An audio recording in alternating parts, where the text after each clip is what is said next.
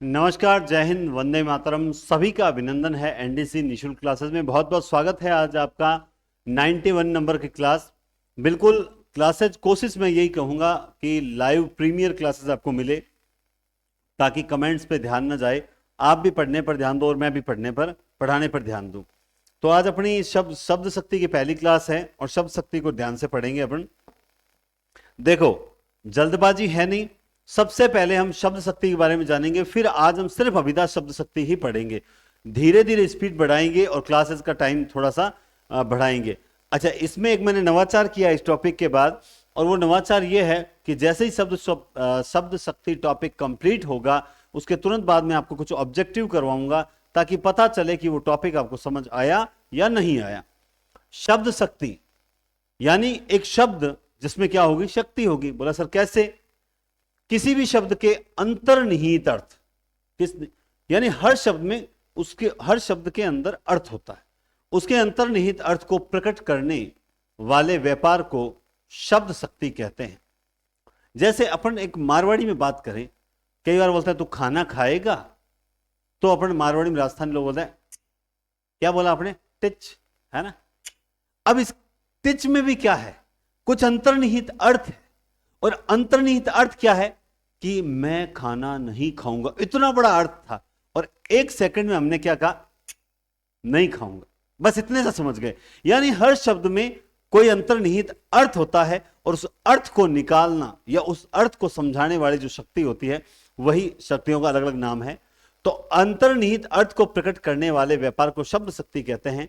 प्रत्येक शब्द में वक्ता के वास्तविक अर्थ को व्यक्त करने का जो गुण होता है, हर शब्द में वक्ता, मैंने बोला तो वक्ता के वास्तविक अर्थ को व्यक्त करने का जो गुण होता है, वही क्या कहलाती है, शब्द शक्ति कहलाती है।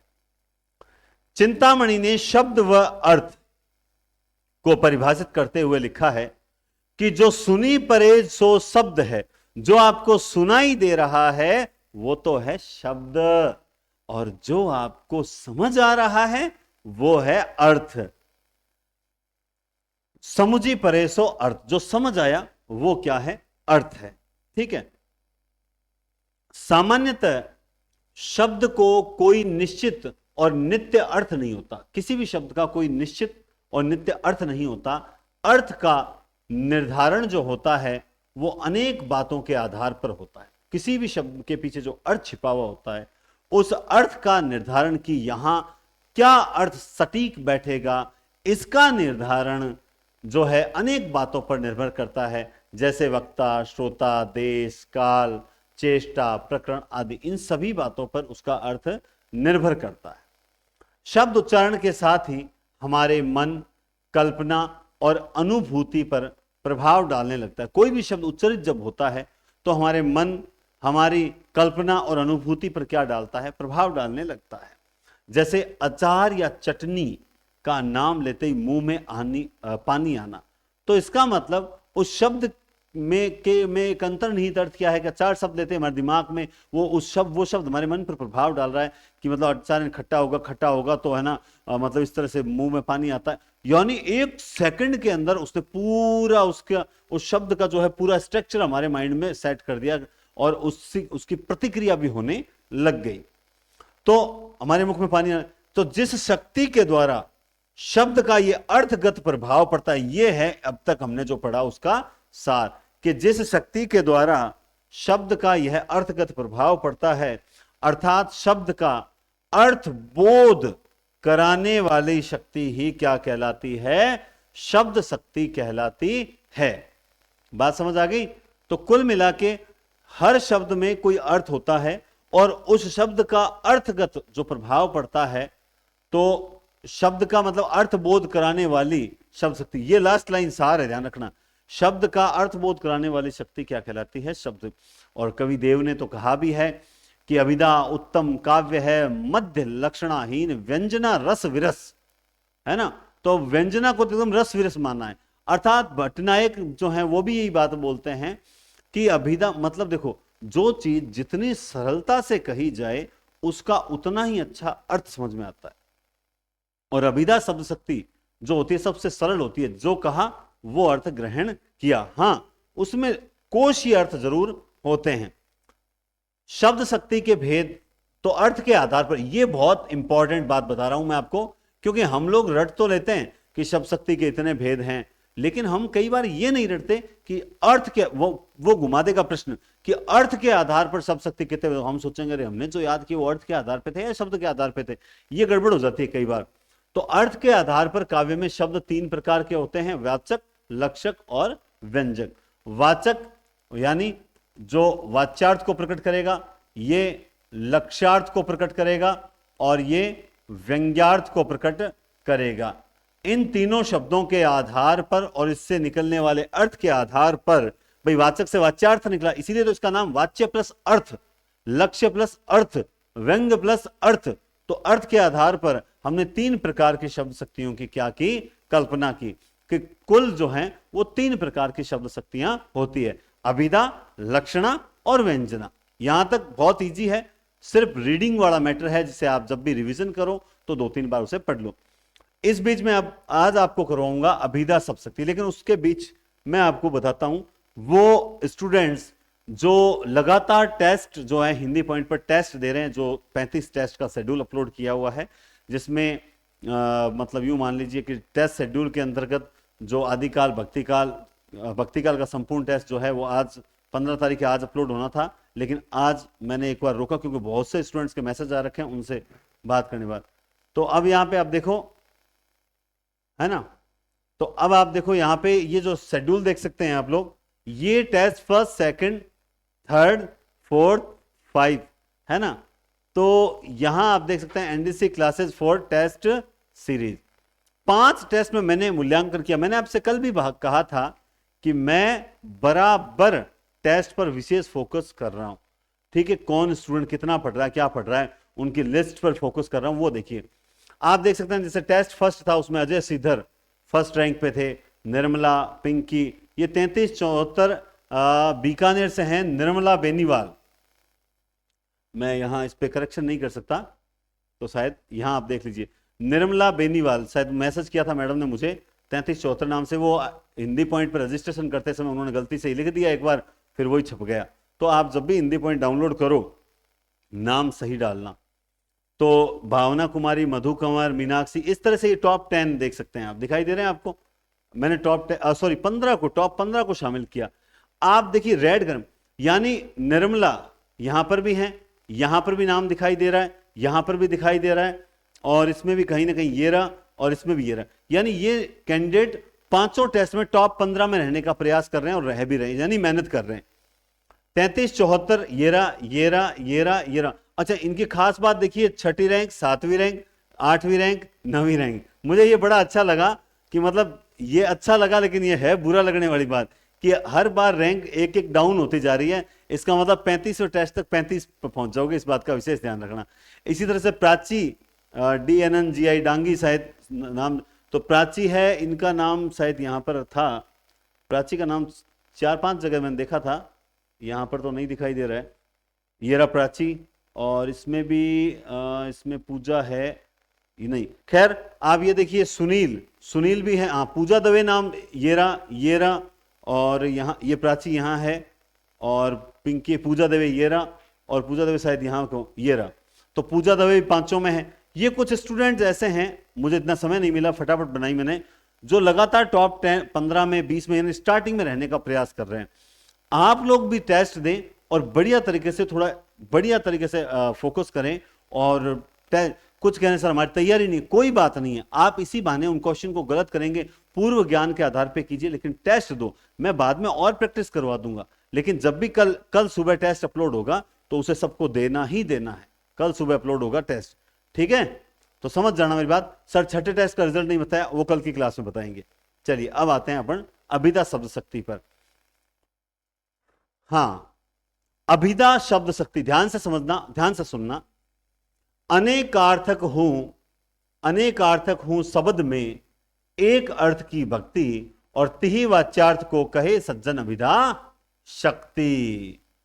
अनेकार्थक हूं शब्द में, एक शब्द के अनेक अर्थ हो सकते हैं, एक अर्थ की भक्ति, लेकिन उन अनेक अर्थों में से किसी एक अर्थ को जो है, एक अर्थ की भक्ति नहीं शक्ति है, एक अर्थ की शक्ति, उस अनेक अर्थों में से एक अर्थ आपको निकालना पड़ेगा, तिही वाच्यार्थ को, और उस अर्थ से जो वाच्यार्थ निकलेगा वही अभिधा शब्द शक्ति। इसकी हिंदी आप देख सकते हैं, एक तरह से हिंदी है ये, कि वाक्य या कविता में प्रयोग किए जाने पर जब कोई शब्द अपने अपने मुख्य अर्थ, देखो अब समझ लेना, या तो उस शब्द का वहां मुख्य अर्थ होगा, नंबर एक ध्यान से समझना, या फिर उस शब्द का कोई लोक प्रसिद्ध अर्थ होगा, नंबर दो, या शब्द कोश में कोई एक विशेष अर्थ होगा, नंबर तीन, या कोई साक्षात सांकेतिक अर्थ होगा, नंबर चार, इन चारों को जो प्रकट करता है तो उसे वाचक कहते हैं, और उसके द्वारा प्रकट होने वाले जो अर्थ होते हैं वो या तो सांकेतिकार्थ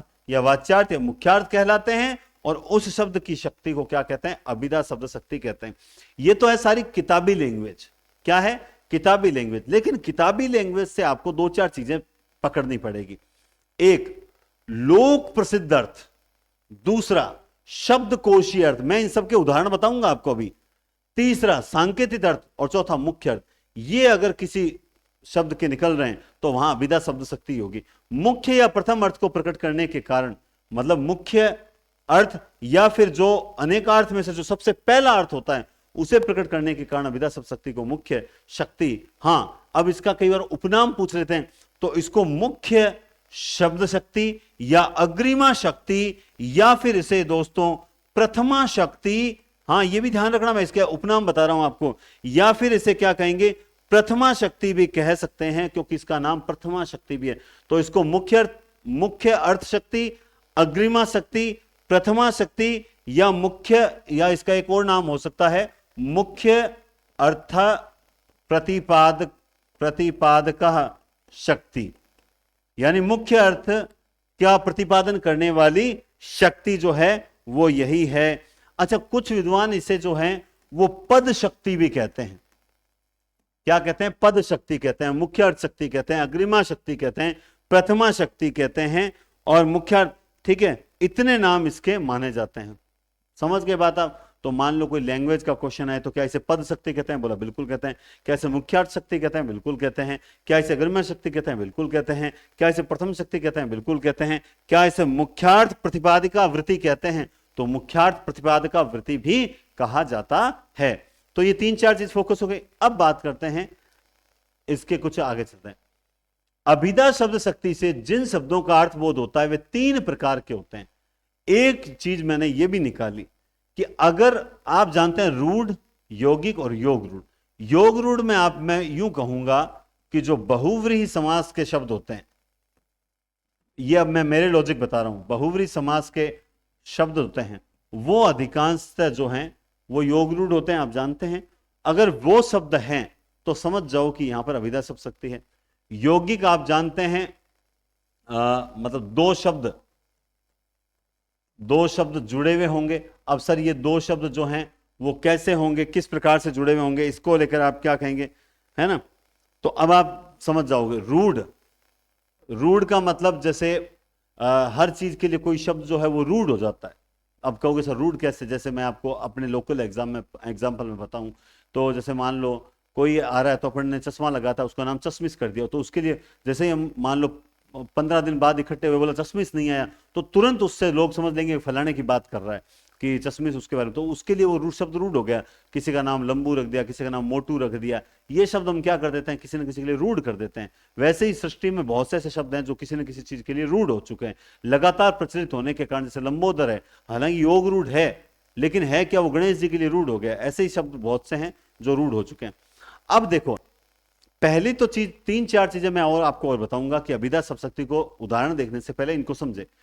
अगर आपको कोई वाक्य पढ़कर ऐसा लगे कि इसमें ऐसा कुछ समझने वाली बात नहीं है, जो कहा है, जो लिखा है ठीक वैसी ही शब्द शक्ति है, तब समझ जाओ इसमें कि वहां अभिधा शब्द शक्ति है। ठीक है।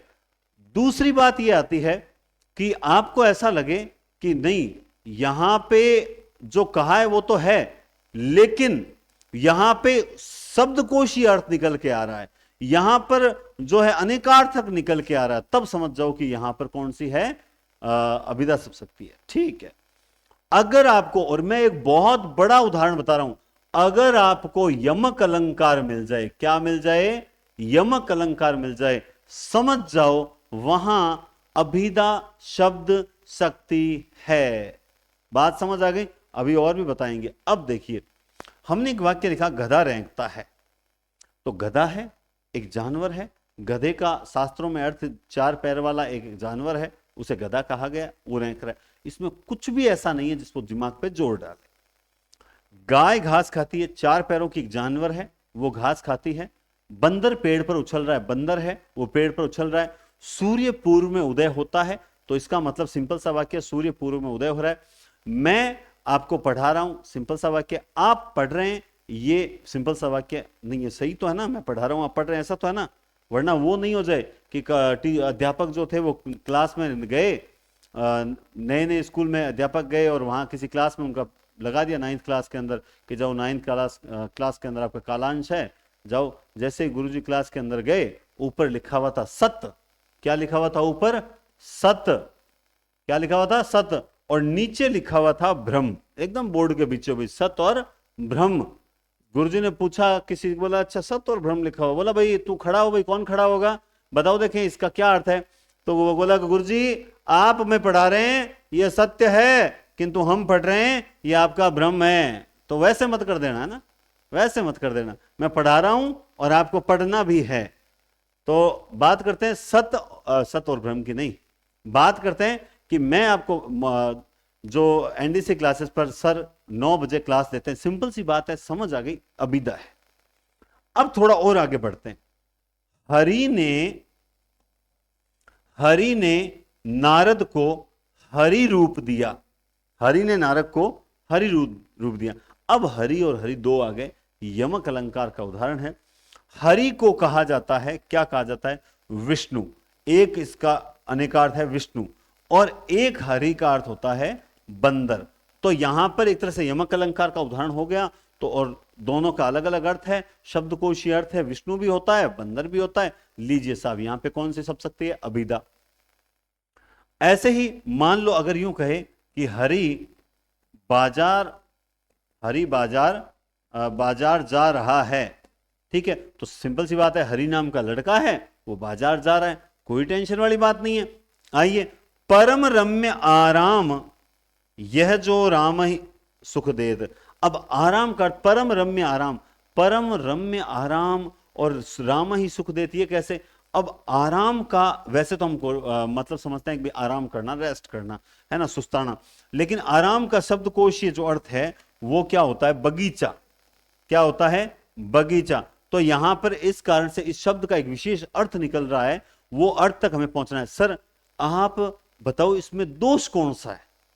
काव्य दोष करवा दिए ना मैंने आपको, आप में से काव्य दोष किए ना, अब यहां दोष बताओ कौन सा है। आपको देखते ही पता लगना चाहिए कि इसमें दोष कौन सा है। साहब इसमें अप्रतित्व दोष है। ध्यान से समझना, आप इस क्लासेस की वाहवाही करोगे और आप कहोगे वास्तव में सर इतना तुलनात्मक आपने आज तक किसी ने नहीं पढ़ाया। यहां कौन सा दोष है? अप्रतित्व दोष है। क्यों? अप्रतित्व दोष में हम एक साधारण अर्थ से हटकर पंक्ति के संदर्भ में एक नया अर्थ निकालते हैं। वहां पे कहा था कि पुत्र जन्म के उपलक्ष्य में स्पर्श कीनी बहु गाय।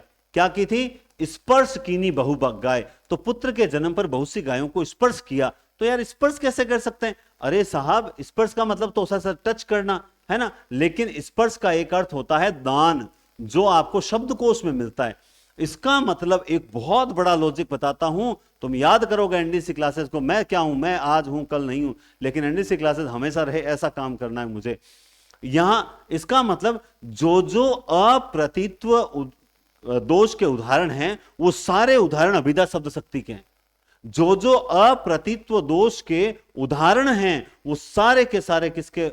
अप्रतित्व दोष के उदाहरण हैं, वो अभिधा शब्द शक्ति के उदाहरण हैं। याद रखना। ये लो साहब, हमने दोष और शब्द शक्ति को कैसे जोड़ दिया, वास्तव में सर गजब बता दिया। यानी अप्रतित्व में सर वो आया था कि हुआ सागर संस्था विहीना, जो सागर है वो संस्था विहीन हो गया। अब संस्था का अर्थ तो कोई कमेटी वगैरह संस्था होती है, लेकिन संस्था का अर्थ शब्दकोश में मर्यादा भी है। तो इसका मतलब सर इस तरह से अर्थ निकले तो वहां अप्रतित्व दोष होता है। अरे वाह सर, ये तो जोरदार बात बताई। चलिए इसी तरह से एक उदाहरण देते हैं। सर इसका मतलब तो अगर ये उदाहरण आ जाए कि विस्मय यह गोदावरी, विस्मय है गोदावरी अमृतन के फल देत, अमृतन के फल देत, तो इसका मतलब तो सर विष का मतलब होता है, वैसे तो होता है जहर, लेकिन शब्दकोश में इसका अर्थ माना गया जल, तो सर इसमें अप्रतित्व दोष होता है, लेकिन इसका मतलब इसमें अलंकार शब्द शक्ति कौन सी है? शब्द शक्ति कौन सी है? अभिधा शब्द शक्ति है, बिल्कुल, कहां दिक्कत है? ऐसे ही उसमें और भी उदाहरण है ना, उसमें वहां एक था कि तत्व ज्ञान, तत्व ज्ञान पाकर हुए आशय दलित समस्त, है ना, इस तरह से कुछ था ना।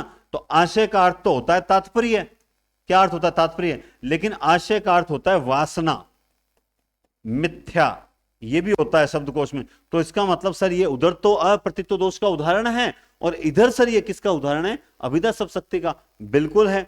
अब मान लो मैंने एक उदाहरण लिख दिया, सजना है मुझे, सजना है मुझे सजना के लिए, तो सर ये तो आप अलंकार बताने लगे, यमक अलंकार, हाँ बिल्कुल, सजना सजना, तो यहां पे इसके दो अलग अलग अर्थ निकले, इसमें कौन सा अभिधा शब्द शक्ति है? बोला सर जोरदार बताइए भाई ये तो बात। चलिए मैंने एक उदाहरण और लिख दिया, काली घटा का घमंड घटा, काली घटा का घमंड घटा, ये लो साहब घटा घटा दो बार आ गई, उधर ये यमक अलंकार का उदाहरण है और इधर किसका उदाहरण है? अभिधा शब्द शक्ति का उदाहरण है। लो बताओ कहां दिक्कत आ रही है? प्रायः यमक अलंकार में अभिधा शब्द शक्ति होती है और अप्रतित्व दोष के अंदर अभिधा शब्द शक्ति होती है। बात समझ में आ गई? क्लास छोटी होनी चाहिए मगर होनी सार्थक चाहिए, सब बढ़िया शानदार क्लास होनी चाहिए, बस ये प्रयास है। तो अब आपको समझ आया? चलिए और उदाहरण बताओ सर, कुछ और उदाहरण बताओ। कनक कनक ते 100 गुनी मादकता अधिकाय, वो खाए बोराए जग उही खाए बोराए। तो यहां पर कनक का मतलब जो है वो हो गया धतूरा और यहां कनक का मतलब हो गया सोना। तो इसका मतलब सर यहां पे अभिधा शब्द शक्ति है, बिल्कुल है। दीपक ले दीपक चली, क्या बोला? दीपक ले दीपक चली, कर दीपक की ओट, कर दीपक की ओट। तो यहां पे सर कौन सा अलंकार हो जाएगा? अरे अलंकार तो सबको पता है कि यहां पे दीपक, यहां दीपक, यहां दीपक, 3 बार दीपक आया, तो दीपक ले दीपक चली, स्त्री दीपक को लेकर दिए को लेकर चली और दीपक पर्दे की ओट कर गई, तो वहां पर यमक अलंकार है और वैसे कौन सा हो गया? अभिधा शब्द शक्ति हो गई। ठीक है। सारंग ले सारंग गयो, सारंग बोलियो आए, सारंग सारंग से कहे सारंग निक्षो जाए, है ना। सारंग को शब्द को लेकर तो सूरदास जी ने दृष्टिकूट पद में खूब सारे उदाहरण कर रहे हैं, तो वहां पर ये कौन सा हो गया सर? ये तो फिर अभिधा शब्द शक्ति हो गई। तो मुझे बताओ कहां दिक्कत आई? दिक्कत आती ही नहीं है साहब, बिल्कुल दिक्कत नहीं आती है, बिल्कुल भी दिक्कत नहीं आती है। अब मैंने एक चीज और पढ़ रखी है कि कभी कभी कुछ परिस्थितियों में जहां उत्प्रेक्षा अलंकार होता है वहां भी अभिधा शब्द शक्ति जो है वो होती है। कभी कभी ऐसी परिस्थितियां उत्पन्न हो जाती है जहां पर क्या होती है? अभिधा शब्द शक्ति होती है। जैसे आप देख सकते हैं, सोहत ओढ़े पीत पट, श्याम सलोने गात, मनहु नीलमणि सैल पर, आतप पर्यो प्रभात।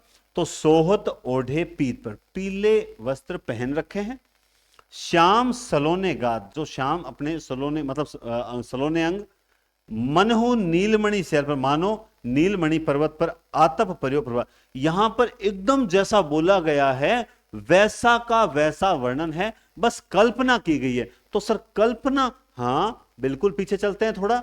बोला सर कैसे? सर अभी देखो बताते हैं। देखिए यहां पर आपने पढ़ा था किसी अंतर्निहित प्रकट करने वाले व्यापार को शब्द शक्ति कहते हैं। प्रत्येक शब्द में वास्तविक अर्थ को जो व्यक्त करे वो शब्द शक्ति होती है।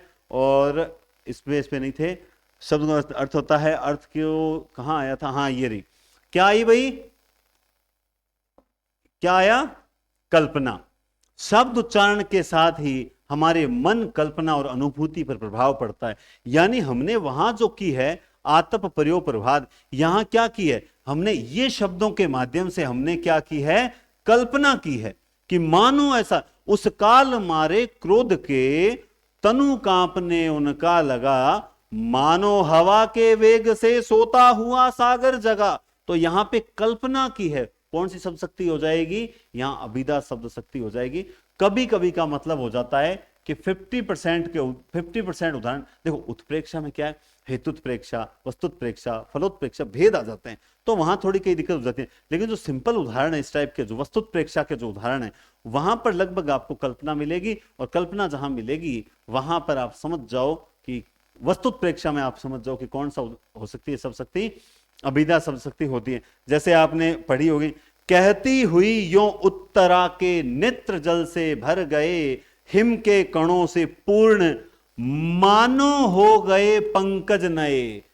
कहती हुई यो उत्तरा के नेत्र जल से भर गए, हिम के कणों से पूर्ण मानो हो गए पंकज नए। तो यहां पे क्या है, यहां पर भी क्या है, अभिधा शब्द शक्ति है, उत्प्रेक्षा अलंकार का उदाहरण है। इसी तरह से भजन कहे ताते भजो भजो न एको बार, भजन कहे ताते भजो भजो न एको बार, दूर भजन जाते कयो सो तू भजो गवार। तो भजो भजो है ना, जिसका भजन करने के लिए कहा उससे तू दूर भागा, और जिसको भजन करने नहीं कहा उसको तू भज रहा है। तो याद रखें, यमक अलंकार, उत्प्रेक्षा अलंकार के काफी कुछ उदाहरण में जो है आपको अभिधा शब्द शक्ति मिलेगी। अप्रतीत्व दोष में आपको अभिधा शब्द शक्ति मिलेगी। इसके अलावा शब्दकोश जो अर्थ होंगे वहां मिलेगी, यमक अलंकार में मिलेगी, और बस इतनी ही अभिधा शब्द शक्ति है। बाकी कुछ जो बचता है वो जब हम प्रैक्टिस करेंगे तब आती है। तो ये आपकी छोटी सी सार्थक क्लास दी है मैंने। इस बार मैंने एक साथ नहीं पढ़ाने का प्रयास किया, बल्कि बढ़िया तरीके से छोटी क्लास दी।